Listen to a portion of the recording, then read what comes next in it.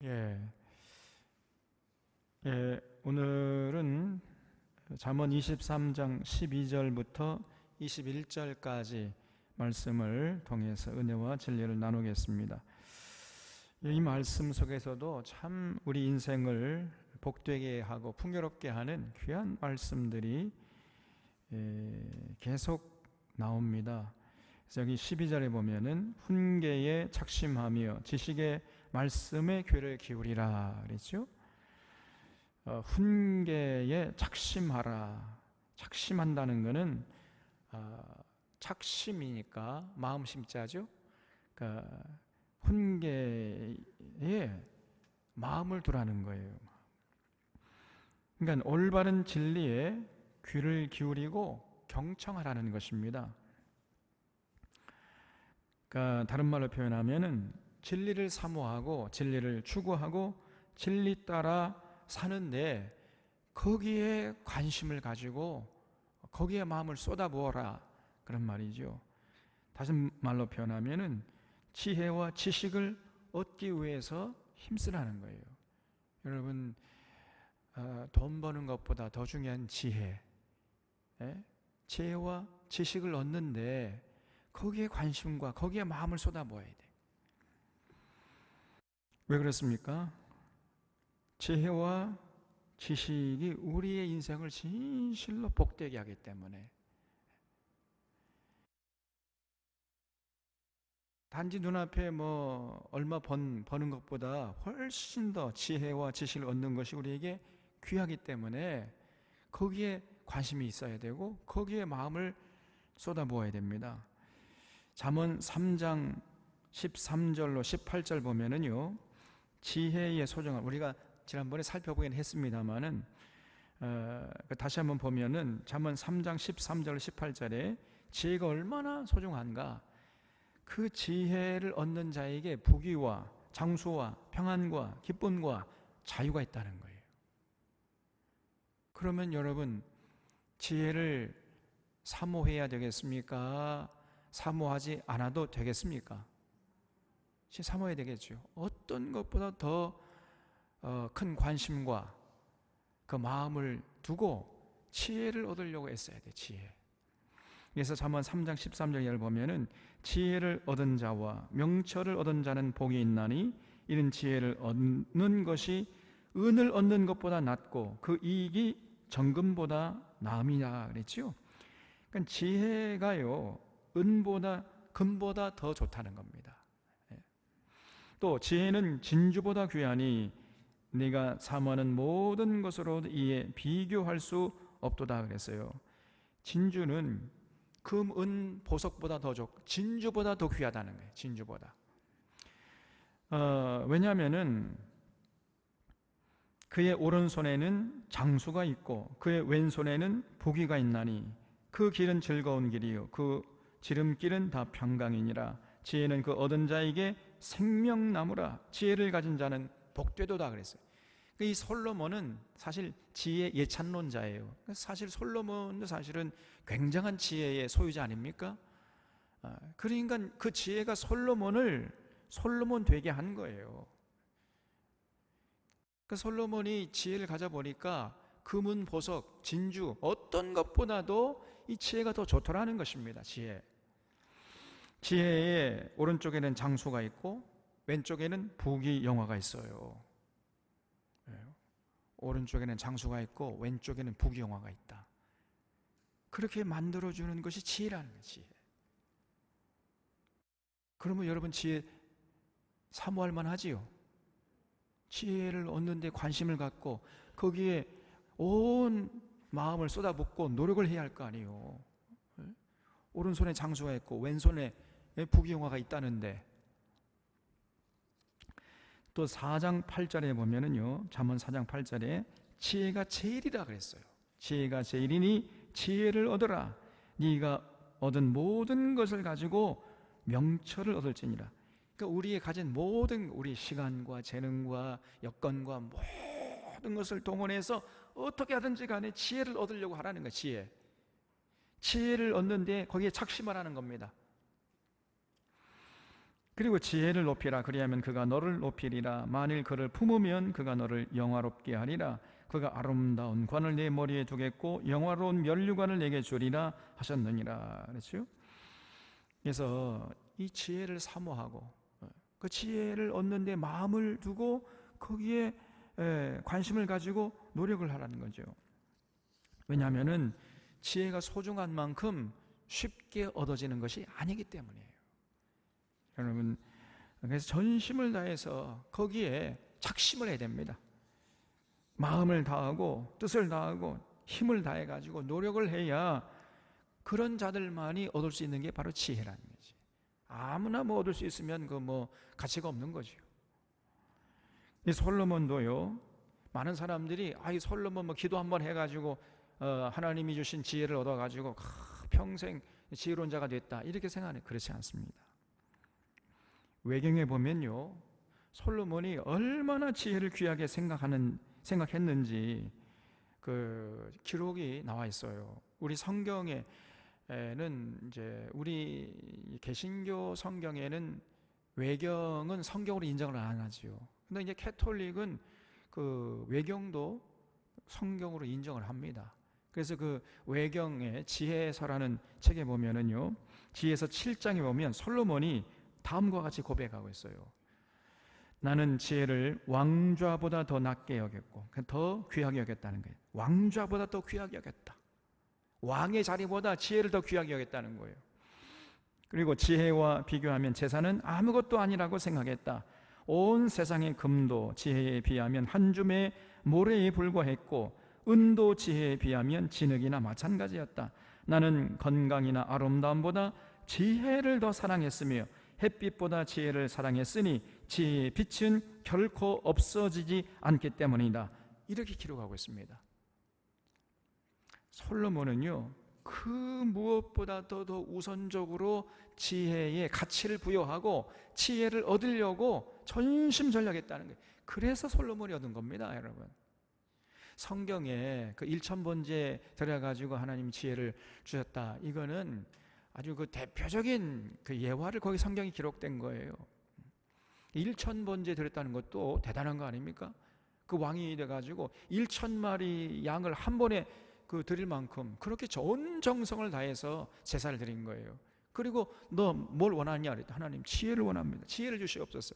이렇게 구하지 않았습니까? 온 세상에 어떤 것보다 더 지혜를 사랑해, 건강보다 더 지혜를 사모했고, 아름다움보다 더 지혜를 사모했고, 심지어는요 자기의 왕좌보다도 더 귀하게 여겼다는 거예요. 왕좌보다. 여러분 그렇게 할 수 있겠습니까? 햇빛보다 더 지혜를 귀하게 여겼다. 왜냐? 진리의 빛은 결코 없어지지 않지만은 햇빛은요 좀 있으면 없어지자 버려요. 그래서 진리를 얻으려고 지혜의 빛은 결코 없어지지 않기 때문에 그 지혜를 얻으려고 그렇게 사모했다는 거예요. 이 정도로 지혜를 사모하고 추구한 사람이 솔로몬입니다, 여러분. 그래서 우리 사랑하는 샤론의 교우들도 정말 지혜를 얻는데 거기에 착심하시기 바랍니다. 거기 온 마음과 뜻을 거기에 두어야 돼. 어떻게 하면 내가 지혜를 얻을 것이냐, 어떻게 하면 내가 출세하고, 어떻게 하면 돈을 더 많이, 어떻게 하면 더 잘 먹고 잘 살고 더 편안하게 살고, 여기에 관심 갖지 말고 어떻게 하면 내가 지혜를 얻는 지혜의 소유자가 될 것이냐, 여기에 관심, 거기에 마음을 쏟아부으라는 거예요. 아멘이십니까? 자, 그러면요 지혜가 뭡니까? 지혜는 제가 뭐라고 그랬죠? 레브 쇼메아라 그랬잖아요. 레브 쇼메아, 듣는 마음이야. 듣는 마음, 들으려고 하는 마음, 들으려고 하는 삶의 자세, 거기에서부터 지혜가 비롯된다는 거예요. 여러분 경청하는 마음, 이게 지혜입니다. 경청하는 자세 그 자체가 바로 지혜야. 경청하는 자세를 가진 사람은 반드시 지혜로울 수 있습니다. 풀벌레 소리도 그냥 스쳐 지나치지 않고 귀 기울여 들으려고 하는 이러한 자세를 갖춘 자, 그 사람은 반드시 지혜롭게 돼 있어요. 아주 미물, 아주 그냥 뭐 하찮은 소리도 귀를 듣고 이게 과연 무슨 뜻인가, 무슨 의미인가 관심을 가지고 들으려고 하는 이런 자세가 필요하단 말이죠. 윤동주 시인이 노래하기를 잎새 이는 바람에도 나는 괴로워했다. 제가 이 서시를 정말 좋아하는데 윤동주 시인의 그 아름다움, 이 경청하는 자세가요 거기에 배어 있잖아요. 잎새 이는 바람, 잎새에 이는 바람은 이게 잘 느껴지지 않은 거거든요. 잎새에 이는 바람 잘 안 느껴지는데 그것 가지고도 관심을 가지고 도대체 왜 이 잎새에 이 바람이 바람이 불지? 도대체 무슨 의미가 있지? 그거를 관찰하려고 하고 그 잎새에 있는 바람의 소리도 들으려고 했단 말이죠. 경청하는 자세지요. 그래서 이런 경청에서 지혜가 나오는 겁니다. 여러분, 솔로몬은요 바로 그런 자세로 잎새에 있는 바람에도 나는 괴로워했다. 그런 이 윤동주 시인 같은 이런 자세로 여러분 백성들의 소리를 들으려고 했던 거예요. 백성들의 소리를. 그리고 하나님의 음성을 들으려고 했던 겁니다. 거기서 솔로몬에게 지혜가 주어졌던 거예요. 그냥 스쳐 지나치는 소리가 없었어요. 솔로몬은 한마디 그저 갓난아기의 그 울음소리에서도 그 의미를 찾으려고 하고 그 경청하려는 자세, 이걸요 어떤 상황과 어떤 형편에서도 잊지 않으려고 했어요. 이게 솔로몬입니다. 근데 대부분의 사람들은요 남의 소리는 잘 안 들으려고 그래. 그냥 주구장창 자기 생각만 얘기해. 자기 소리하고 자기 주장하고 자기 주장 관철시키려고 하고 자기 요구를 관철시키려고 하고, 그리고 이제 상대방 얘기하려고 하면 안 듣습니다. 들으려고 하지는 않아요. 그런 사람은 미련한 사람, 절대로 지혜의 소유자가 될 수가 없어요. 남이 하는 얘기, 타자의 얘기를 잘 들으려고 하는 이런 자세를 반드시 갖춰야 됩니다. 여러분. 거기서부터 지혜가 비롯되기 때문이에요.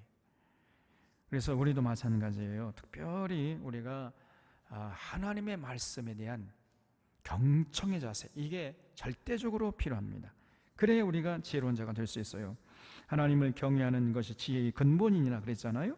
그래서 여러분, 우리가 하나님의 말씀 창세기부터 요한계시록까지 한마디도 빼뜨리지 않으려고 경청해서 들으려고, 그 뜻이 이해가 안 되면 그냥 그 뜻이 이해가 될 때까지 그냥 또 듣고 살펴보고, 이렇게 잎새에 있는 바람에도 괴로워할 정도로 하나님 말씀이 이해가 안 되면 그냥 괴로워해가지고 밤에 잠이 안 올 정도로 그렇게 경청, 그 뜻을 반드시 파악하고 이해하고 넘어가려고 하는 이러한 지혜에 창념하는 거예요.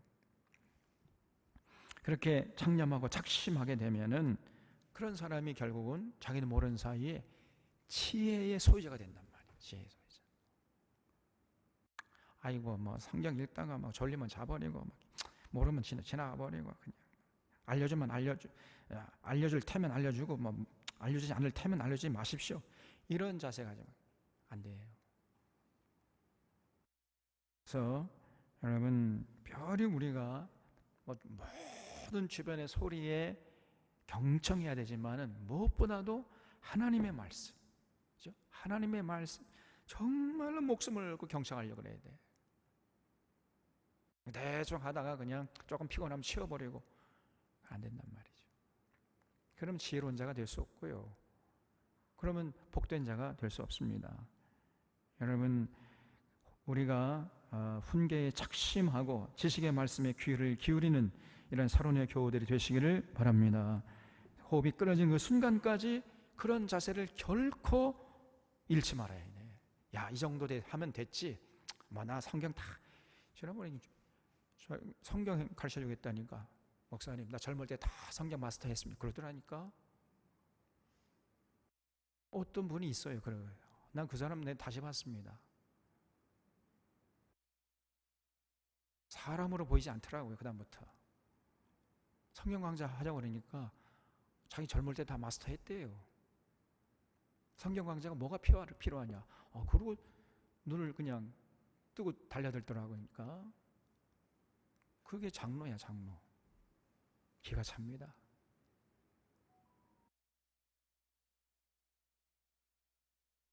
아주 미련한 자지요. 겉은 허여멀건하고 속은 다 썩어 문드러진 겁니다, 여러분. 절대로 그런 자세를 취하면 안 돼요.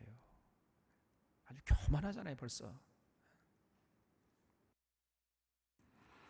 13절에 아이를 훈계하지 아니하려고 하지 말라. 채찍으로 그를 때릴지라도 그가 죽지 아니하리라. 네가 그를 채찍으로 때리면 그의 영혼을 수월에서 구원하리라 그랬죠. 여기 채찍으로 그를 때릴지라도 그가 죽지 아니하리라 했는데 이 채찍이란 말은요, 이게 뭐냐면 당시 채찍은 짐승을 부리거나 죄수나 노예를 때릴 때 쓰던 도구예요. 그게 채찍입니다. 그러니까 뭐 인간적인 대접을 받지 못하던 짐승이나 아니면 포로로 잡혀온 노예나 종들을 때릴 때 사용하던 그 채찍을 사용해가지고라도 아이를 훈계하라는 거예요. 채찍으로 아이를 때려라. 여러분, 이 짐승을 때리는 채찍, 소나 말을 때리는 채찍, 그거는 한번 여러분 맞아 보시겠습니까? 그 굉장히 아플 거 아니에요. 그걸 가지고 애기를 때리래. 예?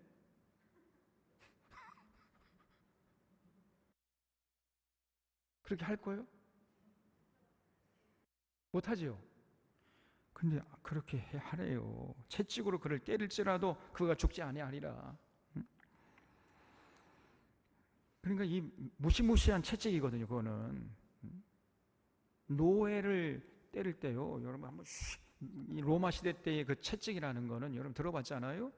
그 가죽이에요, 가죽, 쇠가죽. 근데 그 가죽 끝에 중금속이 달려 있습니다. 날카로운 그 동이나 철 매달아가지고 슉 하면 그냥 온몸에 살점을 찢어내버려요.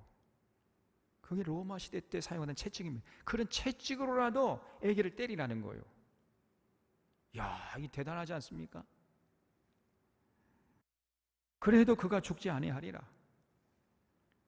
그리고 그렇게 하면 네가 그를 채찍으로 때리면 그의 영혼을 소홀에서 구원하리라 그랬어요.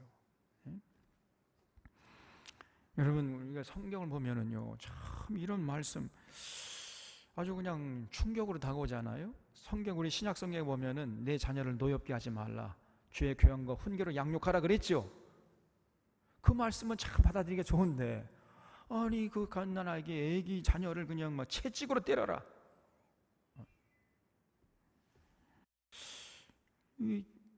여러분, 이 성경에 양면이 있어요. 어느 부분에는 주의 교양과 훈계로 양육하게 하고 자녀를 노엽게 하지 말라 이런 말씀도 있고, 또 반대편에는 노예에게 사용하던 채찍을 가지고서라도 자녀를 때리라는 거예요. 여러분, 이 두 가지 말씀을 어떻게 우리가 좋아할 수 있겠습니까? 아니, 채찍으로 자녀를 때리면은 자녀를 노하게 할 거 아니에요. 그럼 주의 교양과 훈계로 양육하지 않는 건데, 주의 교양과 훈계 양육하라고 해놓고는 또 채찍으로 때려라. 이게 모순 아닙니까? 이게 어떻게 하라는 거예요, 우리 보고? 두 가지를 조화시킬 수 있는 방법이 뭡니까? 제가 늘 말씀드렸잖아요. 어렸을 때는 채찍으로 때리는 거예요. 그래서 갓난아기 3살 어릴수록 좋아요. 어릴수록. 갓난아기부터 초등학교 들어가기 전까지는 채찍으로 때려야 됩니다.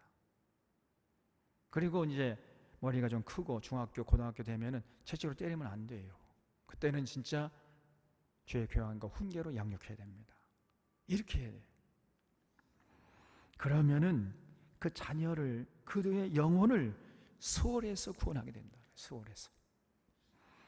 그래서 가난하기 때부터 초등학교 들어갈 때까지는 엄하게 키워야 됩니다. 엄하게. 잘못할 때에는 매로 다스려야 돼요. 엄하게 매로 다스려야 돼. 그리고 이제 그 이후에 중학교 이상 되면요, 그 이후의 잘못에 대해서는요 절대 매를 대면 안 됩니다. 그 이후부터는 말로 해야 돼. 인격적으로. 어렸을 때는 아직 인격이 형성되지 않았기 때문에 잘못했을 때는 그게 잘못이라는 것을 명확하게 알 수 있도록 신호를 보내줘야 돼요. 그게 뭐냐? 매입니다. 매. 그래서 채찍은 좀 제가 생각하기엔 너무한 게 그냥 회초리 정도로 잘못하면은요 근실하게 징계해야 됩니다. 오히려 그렇게 해야 자녀를 올곧게 키워낼 수 있단 말이죠. 그냥 어렸을 때 잘못하고 그냥 그 할아버지 머리 꼭대기에 앉아 있는데도 그냥 오냐 아이고 내 새끼 귀엽다 사랑스러워, 이 자녀 망치는 지름길입니다. 그게. 그렇고는 나중에 이제 다 커가지고 그때 비로소 아차 이게 아니구나 그러면 듣습니다. 이제 못 고쳐요. 평생 그러면은 이제 지 멋대로 그냥 살다가 결국은 소홀해서 그 사랑스러운 자신의 자녀를 끌어내지 못하는 부모가 되고 말아요. 그러면 그 책임 어떻게 감당하려고 그럽니까 지금? 그래서 여러분 아주 어렸을 때는요 아주 험하게 무엇이 옳은 것이고 무엇이 잘못된 것인가를 분명히 신호를 보내줘야 돼. 무엇보다도요 하나님께 예배드리고 하나님 말씀을 읽고 묵상하는 이거를 게을리 하게 되면은 가만두면 안 됩니다. 어렸을 때. 그래서 그게 아니 온 몸이 배도록 해줘야 돼. 하나님의 율례를 따라 사는 삶을 엄하게 가르쳐야 됩니다. 어렸을 때부터. 그래서 갓난아기 때부터 품 안에 하나님 예배드리고 하나님 기도하고 너는 하나님의 뜻대로 살아야 된다. 너는 하나님의 자녀다. 이걸 아주 그냥 뼛속에 각인되도록 그렇게 시켜놔야 돼.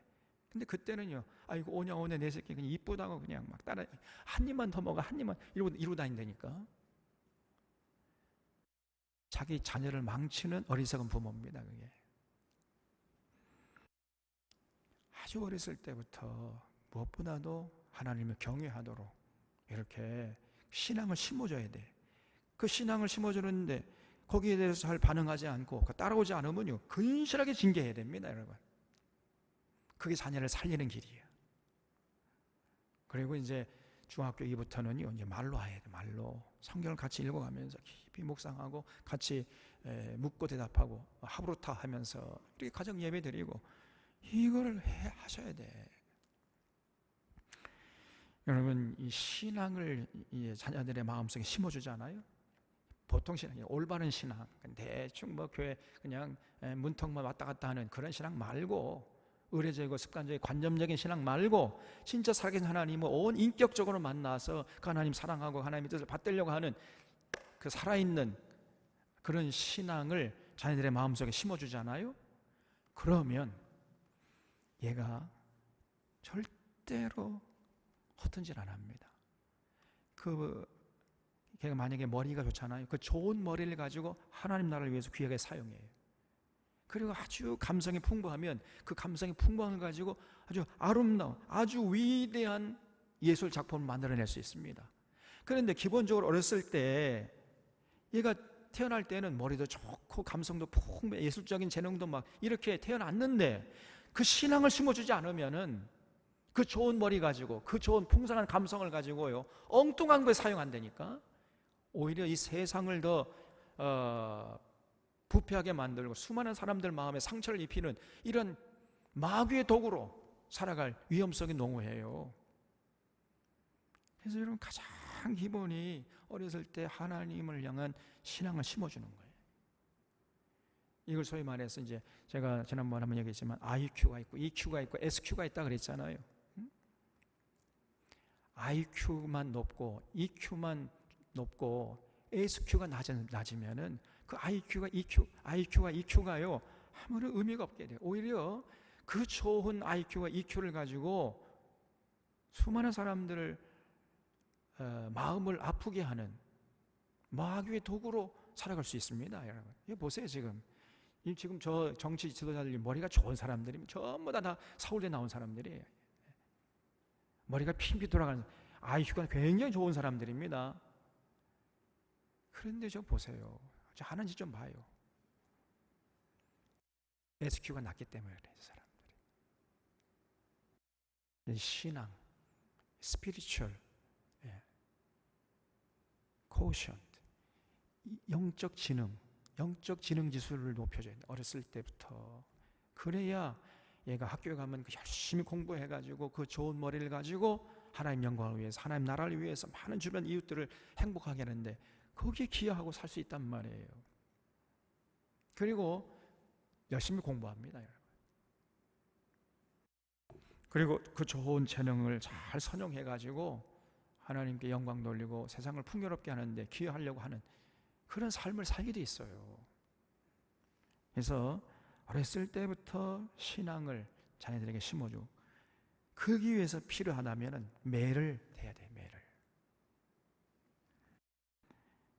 여러분, 채찍을 들어야 할 때 달콤한 과자를 주는 것은 자신의 자식을 망치는 지름길입니다. 내보면 그랬다니까. 자기가 보면은요, 지금 매를 대야 되는데 과자를 줘버려요. 과자 줄게, 좀 조용히 해라. 과자 줄게. 예배 드릴 때는 그냥 가만히 앉아있어. 여러분, 어렸을 때는요, 만약에 예배 드리는데 막 이렇게 부산스럽게 하잖아요. 때려야 돼. 채찍으로라도 때려야 돼.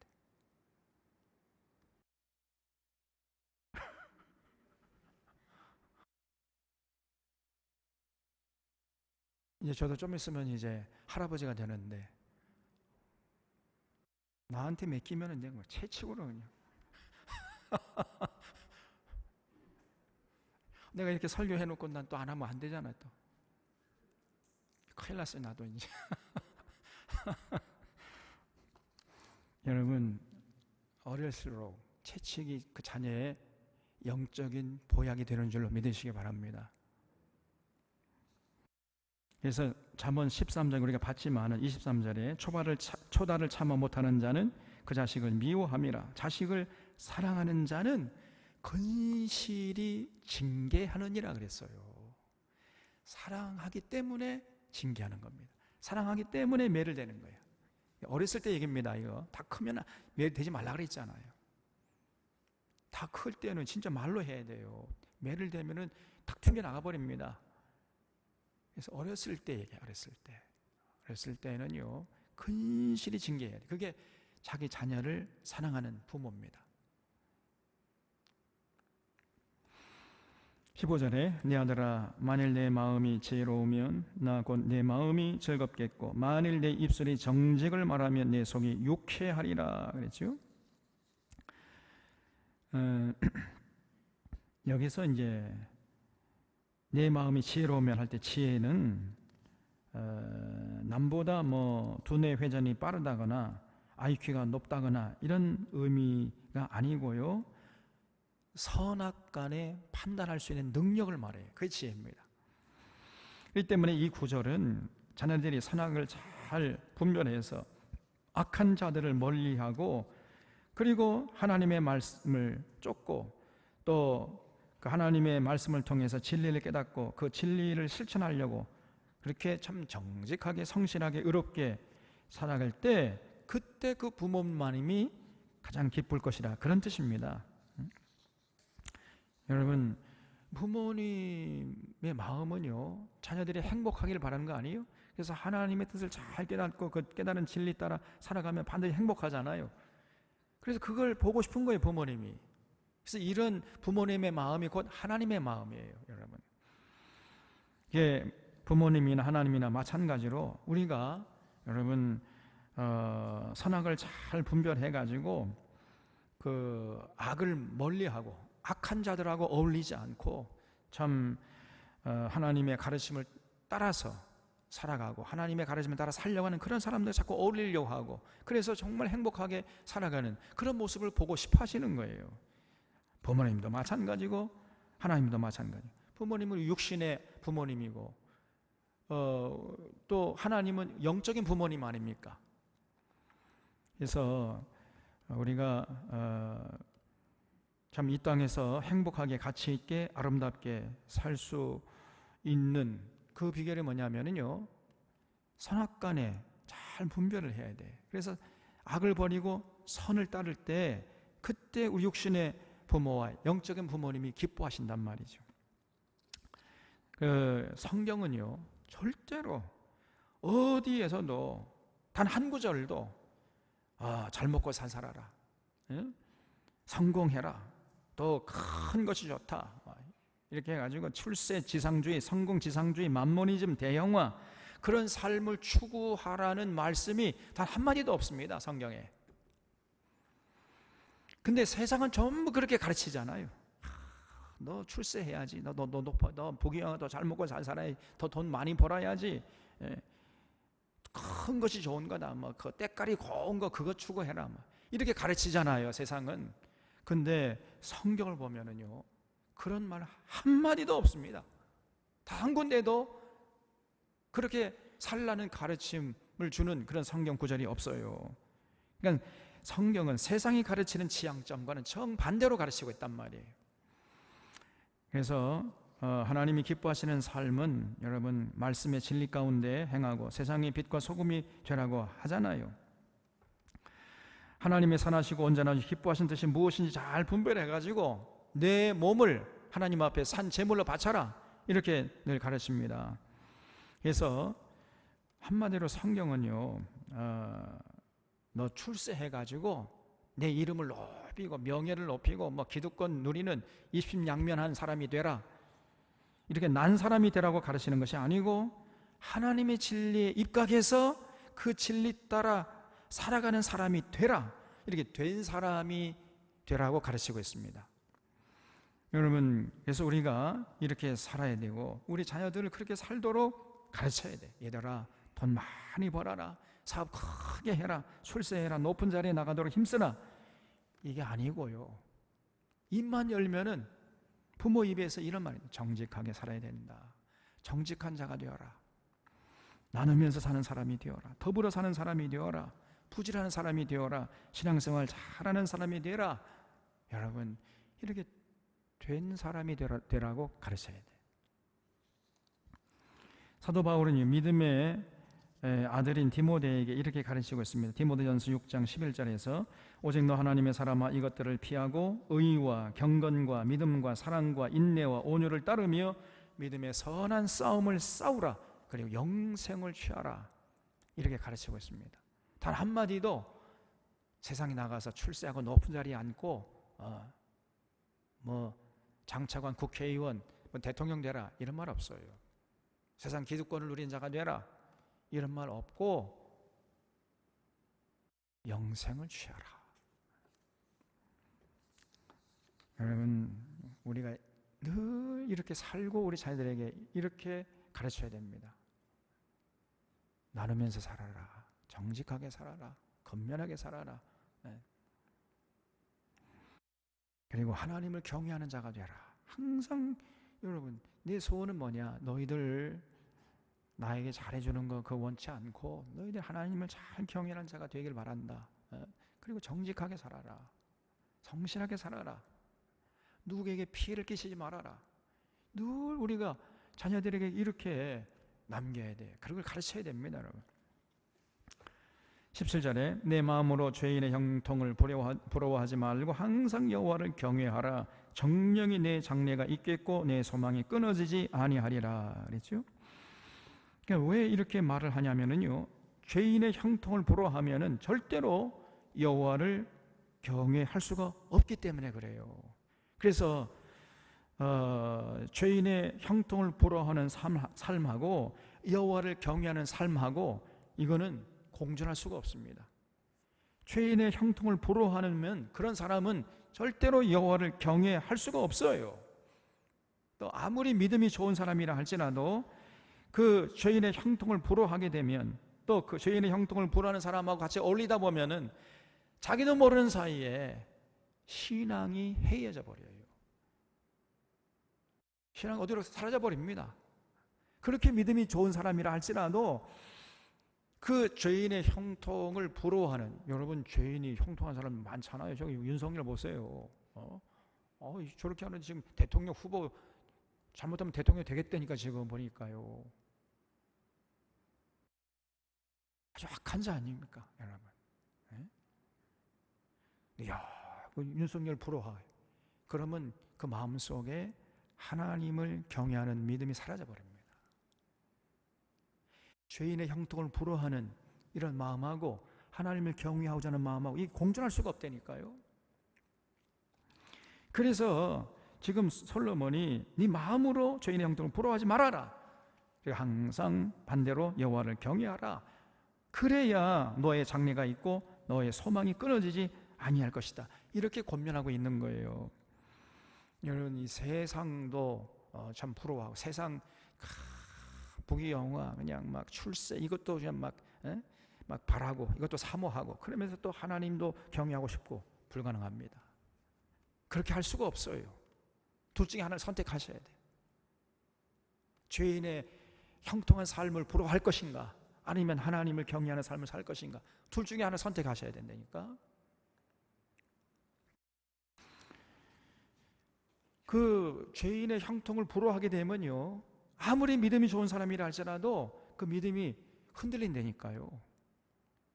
그 좋은 예가 누구냐면 예레미야예요. 예레미야, 하박국.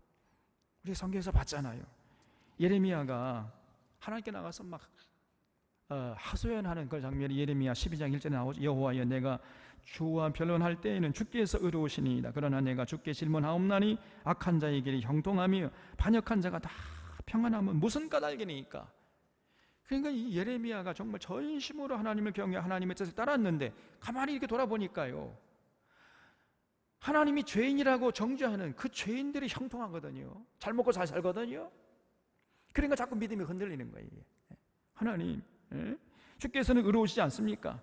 그래서 제가 주님께 좀 질문을 드리겠는데, 저렇게 악한 놈들이, 저렇게 악한 자가 형통하는 것은 무슨 까닭입니까? 저렇게 반역한 자가 다 평안하면 도대체 무슨 까닭입니까? 이렇게 하나님께 엽주는 걸 보면은 지금 예레미야의 신앙이 심하게 흔들리고 있단 말이에요. 하박국도 두 가지나 질문했다 그랬잖아요.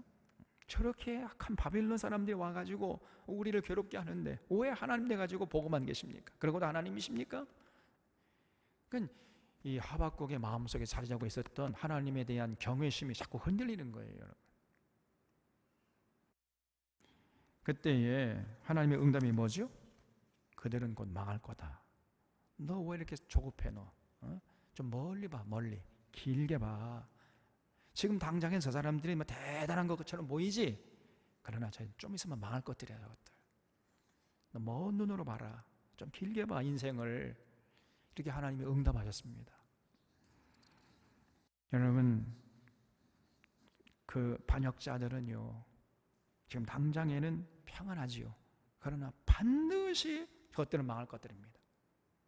그걸 굳게 믿으시기 바랍니다. 절대로 죄인의 형통함을 부러워하지 않기를 바랍니다, 여러분. 지금 친일파들이 득세하고 있고 친일파 자손들이 득세하고 있지요.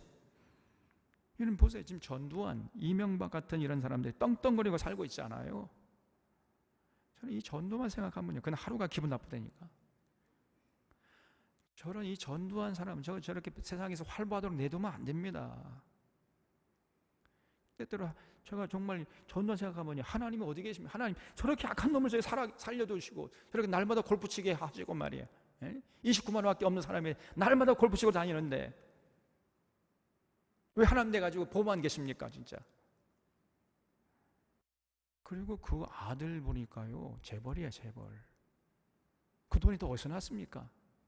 아직도 지금 국가에 체납해야 할 돈이 엄청난데 국가에 체납할 돈 하나도 한 푼도 없다고, 29만원밖에 없다고 하면서 그 아들들은요, 지금 어마어마한 지금 사업을 벌이고 있습니다.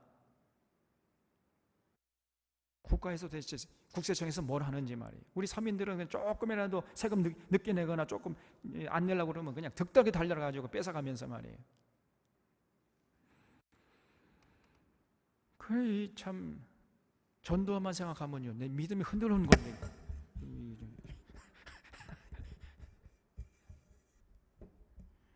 네, 여러분, 며칠 전에 내가 뉴스 들어보니까요, 전두환이가 지금 암에 걸렸대. 하나님 감사합니다. 역시 하나님 살아계십니다. 좀 멀리 보라는 거예요. 멀리. 여러분, 악인은 반드시 망합니다. 네? 하나님이 반드시 심판하시는 거예요. 반드시. 그래서 그들의 형통을 보러 하지 말라 그랬어요. 사탄은 일시적으로 악인의 형통을 누리게 하고 영화를 누리게 합니다. 그리고 그들의 누리는 영화, 부귀영화가 영원히 지속될 것처럼 보이게 만들어요. 그래서 우리가 때때로 신앙이 자꾸 흔들리는 거예요. 영적 착시 현상이 이렇게 일어납니다. 거기에 속아나면 안 돼요. 거기 흔들리면 안 돼요. 신기루입니다, 여러분. 저들은 지금 모래성을 짓고 있는 거예요.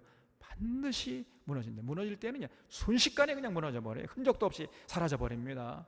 그걸 굳게 믿으시기 바랍니다, 여러분. 그래서 지금 솔로몬이 사탄이 만들어 놓은 주변 환경의 마음을 뺏기지 말고 영적인 착시 현상에 빠지지 않도록 조심하라, 이렇게 권면하고 있는 거예요. 만약에 영적인 착시 현상에 빠지게 되면요, 우리도 모르는 사이 신앙이 변질되고 절대로 진리 편에 설 수가 없어요. 이 죄인의 형통을 보러 하는데 나도 모르는 사이에 나도 그러면 저쪽 편에 설까? 죄인의 형통을 보러 하는 자들은 자기도 모르는 슬그머니 신앙이 변질돼 가지고 진리를 외면하게 됩니다. 그러면 죄인이 망할 때 함께 망하는 거예요. 그래요. 그래서 여러분, 단 한순간도 죄인의 형통함을 부러워하지 않는 자들이 되어야 돼요. 우리 하나님이 살아계셔서 공의와 사랑으로 세상을 통치하시고 반드시 그분이 악한 자는 그 행한 대로 갚을 것이다 하는 그 굳건한 믿음을 가지고 절대로 악인의 형통을 부러워하지 말고 하나님을 경외하는 이런 모습을 잃지 않도록 우리가 스스로 우리 삶을, 우리 마음을 다잡아야 됩니다. 우리 사랑하는 산원의 교우들이 그런 신앙인으로 굳게 설 수 있기를 바랍니다. 그럴 때만이 진리의 편에 끝까지 설 수가 있는 것이고, 그러면은 그런 자에게 여러분 미래가 보장되고 그 사람의 마음속에 소망이 끊어지지 않는단 말이에요. 이거를 시편 37편 1절에 보면 악을 행하는 자들 때문에 불평하지 말며 불의를 행하는 자들을 시기하지 말지어다 그랬어요. 그들은 풀과 같이 속히 배임을 당할 것이며 푸른 채소같이 쇠잔할 것이미로다 그랬어요. 여러분, 그들은 풀과 같이 속히 배임을 당합니다. 지금 당장에는 굉장한 세력을 형성하고 대단히 삐까뻔쩍하고 살아가는 것 같지만은 속히 배임을 당할 자들이에요. 아멘 하시기 바랍니다. 19절에 내 아들아 너는 듣고 지혜를 얻어 내 마음을 바른 길로 인도할지니라. 술을 즐겨하는 자들과 고기를 탐하는 자들과도 더불어 사귀지 말라. 술 취하고 음식을 탐하는 자는 가난해질 것이요 잠자기를 즐겨하는 자는 헤어진 옷을 입을 것임이니라 그랬죠.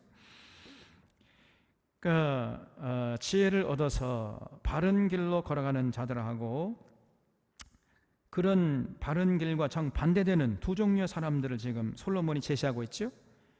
첫째는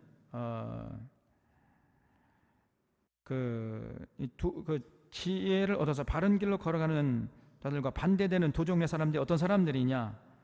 첫째는 술을 즐기고 고기를 탐하는 자들, 둘째는 잠자기를 즐겨하는 자, 즉 게으른 자들. 이런 자들이 바른 길로 걸어가는 자들과 반대되는 삶을 살아가는 자들이라는 거예요. 그러니까 그런 자들하고 어울리면 안 된다는 겁니다. 그런 자들과 어울리면은 똑같이 되기 때문에. 근데 여러분, 사실 술과 고기 이거는 이제 우리에게 필요한 것이죠. 또 잠자기를, 나는 여기 제가 잠자기를 즐겨 하거든요. 마음이 찔리더라고요. 그냥 잠자기를 즐겨하는 거, 이건 잠자기를 즐겨 해야 되는 거 아닌가? 이게 생각이 들어요. 그래서 지금 솔로몬의 이 말씀은 술과 고기를 절대로 먹지 말고 잠도 자지 말고 금욕주의를 살아라, 이런 뜻이 아니란 말이에요. 정상적인 수준에서 때로 우리가 술 취하는 건 아니, 그냥 맥주 한 잔, 포도주 한 잔, 그거 먹는 거 괜찮습니다. 또 업목 사가지고 술 먹어도 괜찮, 그런 얘기 아니고, 어쩌다가 뭐 인간관계 속에서 뭐 술 한잔 하는 거 그거 괜찮은 거예요, 그게. 그래도 지옥 안 갑니다. 그래서 술과 고기를 그 정상적인 수준에서 먹고 마시는 거, 그거를 금하라는 얘기가 아니에요. 또 잠도 자지 말고 뭐 이런 얘기가 아니고, 정상적인 수준에서 먹고 마시고 잠을 자는 거, 이거는 당연히 솔로몬도 인정하는 거죠. 그러나 지금 솔로몬이 하는 얘기가 뭐냐면은요, 무절제하고 방탕해가지고 그냥 물려쓰고 방탕한 삶을 인생의 낙으로 삼는 이 게으른 사람, 그런 삶을 살지 말라는 겁니다. 그래서 성경은 계속해서 그런 자들을 경계하라고 가르쳐요. 왜냐하면요, 무엇보다도 우리 인간은 하나님의 형상으로 지음을 받은 존재이기 때문입니다. 그래서 하나님이 창조하신 것을 잘 다스리고 우리가 다음 세대 넘기는 데 최선을 다해야 돼요. 그래서 무절제하고 방탕하고 게으르게 되면 그 하나님의 사명을, 하나님 주신 사명을 감당할 수가 없단 말이죠. 또 우리가 뭐 지금 아담과 하와 이후에 땅이 타락했잖아요. 그래서 아무리 땀 흘려 노력을 해도 사실은 먹고 마시기에 그렇게 풍족한 어떤 물질을 땅이 주지 않는단 말이에요. 그냥 땀을 이마에 흘려야 겨우 먹고 살 수 있게 된 상황 아닙니까? 그런 상황에서 무절제하고 방탕하고 게으르게 살아간다면은 하나님의 영광을 드러내는 삶은 고사하고 자신의 생명마저 유지하기 힘들어져요. 그런 자들은 뭐 가난과 궁핍의 나락으로 떨어질 수밖에 없는 거 아니겠어요? 또 우리가 무절제하고 방탕하고 게으르지 말아야 할 이유가 뭐냐면은 우리가 언제 죽을지 모르잖아요. 또 주님이 언제 재림하실지 모릅니다. 그렇기 때문에 언제 죽음이 닥쳐도 후회 없도록, 또 언제 주님이 오셔도 부끄러운 모습을 보이지 않도록 우리가 항상 준비하고 있어야 돼. 근데 무절제하고 방탕하고 게으르다 보면요, 그런 상태에서 주님을 맞이하게 되면은 주님 앞에 부끄러운 모습으로 나갈 수밖에 없지 않습니까? 그래서 무절제하고 방탕하고 게으르게 살아가는 삶을 우리는 경계해야 돼요. 그리고 그런 자는요, 이 생에서의 삶도 뭐 가난하고 또 미래를 보장받을 수 없지만은 내세에 가서도 그런 사람은요, 천국에서도 천국의 삶을 보장받을 수가 없습니다. 그러니까 그렇게 뭐 무절제하고 방탕하고 그냥 시간을 펑펑 헛된 데 막 써요. 그럼 무절제합니다. 자기 하고 싶은 대로 해버려요. 그리고 게을러 또. 그런 사람은 사실은 살았으나 죽은 자단 말이에요. 어떤 신학자는 말하기를 그렇게 무절제하고 방탕하고 게으르게, 그래서 맨날 이웃에게 민폐나 끼치고 말이죠. 가정에 가면은 자기 할 도리는 안 하고 맨날 자기 집안 식구들에게 민폐나 끼치고 이렇게 평생을 살아온 사람이 있다니까. 그런 사람은 어떤 목사님이 말하기를 이 사람은 한쪽 발을 자신의 관에 넣고 살아가는 사람과 똑같다. 그런 얘기를 했어요. 무슨 얘기죠? 자신이 죽어서 들어갈 관에 한 발을 지금 넣고 살아가는 사람이나 마찬가지다. 다시 말하면 살았으나 죽은 사람이라. 여러분, 절대로 우리가 무절제하게 또 방탕하게 그리고 게으르게 이런 살아가는 모습을 보여서는 안 됩니다. 우리의 맡은 바 최선을 다해서 정직하게 성실하게 주님 주신 사명을 감당하고, 그래서 하나님께 영광 돌리고 주변 사람들에게 유익을 끼치고 하나님 나라 이 땅에 세우는데 최선을 다하는, 거기에 땀을 흘리는 그런 삶을 살다가 우리 모두가 하나님 앞에 자랑스럽게 나아가는 그런 귀한 인생들 다 되시기를 바랍니다. 기도하겠습니다.